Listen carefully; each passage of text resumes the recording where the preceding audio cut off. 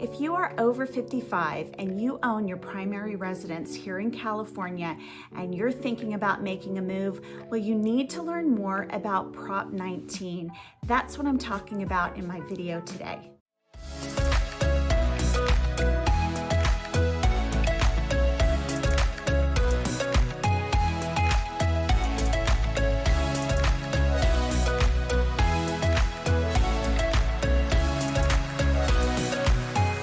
Thanks for tuning in today to my video. Hi, I'm Lori Kutka with the Kutka team, Big Block LPT Realty here in the Temecula Valley.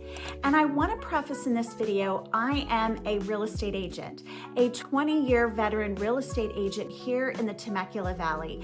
I am giving you this information on Prop 19, really specifically geared towards those that are 55 and over and looking to make a move. Now, when we go over Prop 19, and if you want to do your research, there are other aspects of Prop 19 that affect others as well. Those that are severely handicapped and those that are victims of natural disaster. Now, I'm not going to touch on those other two categories. I'm really specifically gearing this video to those who are over 55.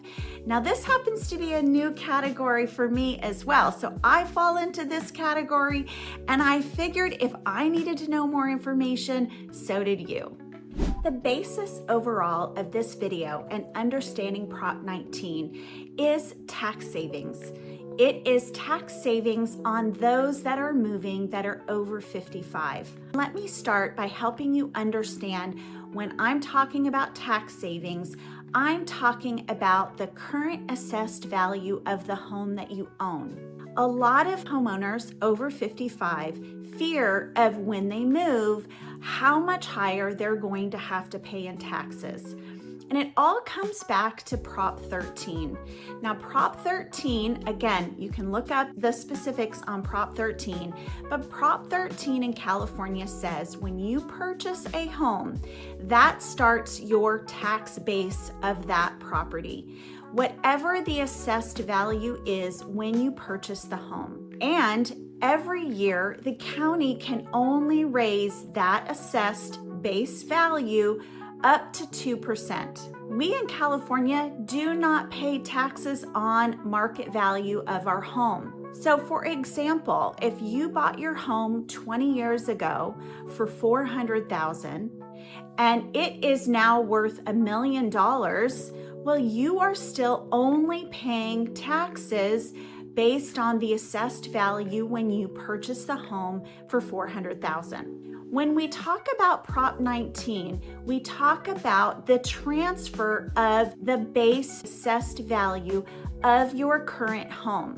Prior to Prop 19, they were Prop 60 and Prop 90 for those that were over 55. You may have heard of them or you may not, but now we have Prop 19. That superseded Prop 60 and Prop 90. It took effect in February of 2021. I believe it passed 2020, but it took effect in 2021. And this is what's changed in Prop 19. Number one being Prop 60 and 90 said that you could only transfer your tax base when you moved into specific counties. Prop 19 has thrown that out. You can move anywhere in California now and transfer your tax base. Number two, it said that you had to purchase a home that was at the same value or less than the home that you sold. Prop 19 now eliminated that. You can actually sell a home for a certain price and you can buy a home that is higher priced. I'll talk about the math on that in a minute. And thirdly, prior to Prop 19, you could only transfer your tax base one time if you were over 55. Now with Prop 19, they're allowing you to do it 3 times. So if you are over 55 and you want to make a move, you can transfer your tax base anywhere here in California. I'm giving you an example here to understand the math because this was a very limiting factor for a lot of people when they considered making a move. It was limiting before because they had to purchase for less or at what they sold a home for. Let me help you with the math here, what Prop 19 has changed. I want to show you an example here of how it will work if you want to transfer your tax base and sell a home and purchase a home for a higher amount.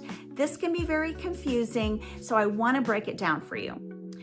If you purchased your home for a specific amount, and now let's give the example that it is being assessed at $200,000, and you are selling your home at $600,000, and you want to purchase a home that is $900,000. Well, you can see that the difference between selling a home at $600,000 and purchasing a home at $900,000, there is a $300,000 gap. Before, with Prop 60 and 90, remember, you couldn't do this. So now what Prop 19 is allowing is that $300,000 gap. Again, the $300,000 that you're spending more on a new property, that $300,000 gets added to your original tax basis.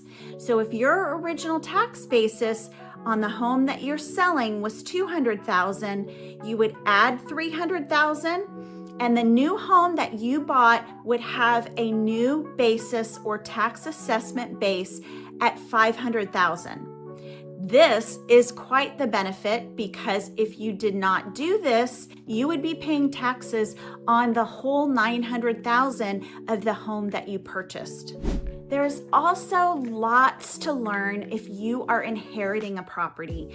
Prop 19 covers different scenarios if, say, you inherited a home from your parents, a home that they lived in for many, many years. You inherited that home. Well, you want to look at the specifics on Prop 19. You want to consult your tax accountant. You want to consult your attorney. Again, I'm not talking about the ins and outs of inheritance, but Prop 19 definitely had some changes when it comes to inheriting a home.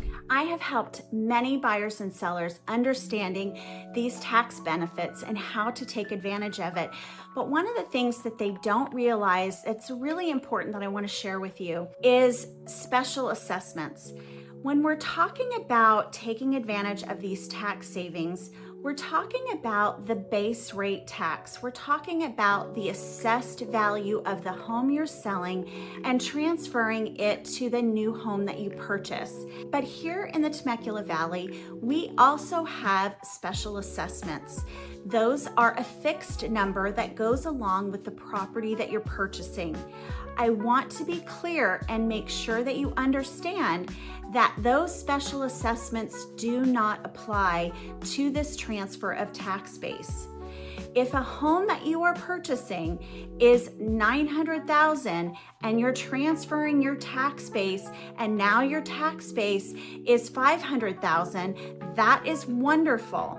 But if that home that you're purchasing for $900,000 also has $2,000 a year in special assessments, that does not apply to the tax savings. That is still going to remain at the property. So when you are working through your financials, you want your real estate agent to be clear of what special assessments are at the property that you're purchasing, because that will not change.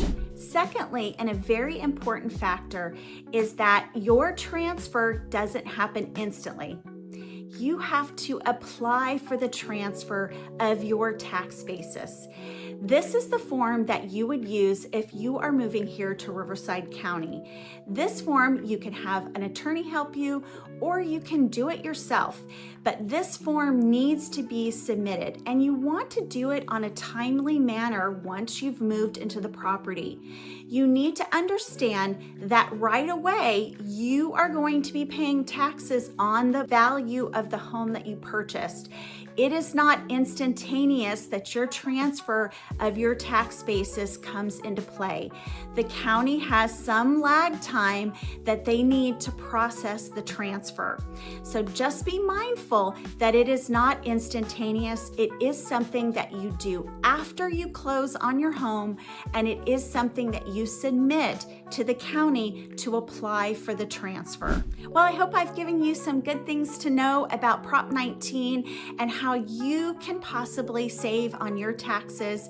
If you were thinking about making a move and you want to learn more about the Temecula Valley and you're looking for an agent to help you here, well, I would love to hear from you.